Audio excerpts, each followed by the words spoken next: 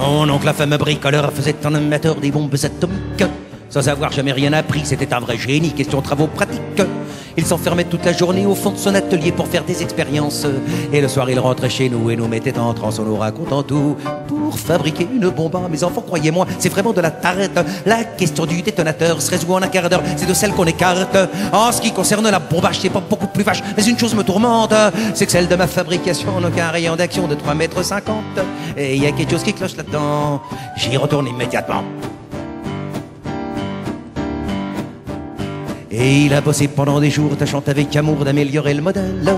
Quand il déjeunait avec nous, il avalait d'un coup sa soupe au vermicelle. On voyait à son air féroce qu'il tombait sur un os, mais on n'osait rien dire. Et puis un soir pendant le repas, voilà tonton qui soupire et qui nous fait comme ça. À mesure que je deviens mieux, je m'en aperçois mieux, j'ai le cerveau qui flanche. Soyons sérieux, disons le mot, c'est même plus un cerveau, c'est comme de la sauce blanche. Voilà des mois et des années que j'essaie d'augmenter la portée de ma bombe. Et je ne me suis pas rendu compte que la seule chose qui compte, c'est l'endroit où elle tombe. Il y a quelque chose qui cloche là-dedans, j'y retourne immédiatement.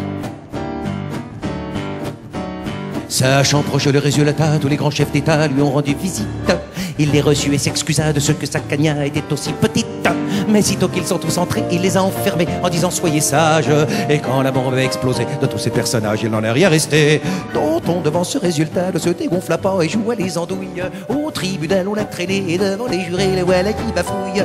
Messieurs, c'est un hasard affreux, mais je jure devant Dieu, comme en a mes consciences, qu'en détruisant tous ces tordus, je suis bien convaincu d'avoir servi la France. On était dans l'embarras, alors on le condamna et puis on l'amnistia.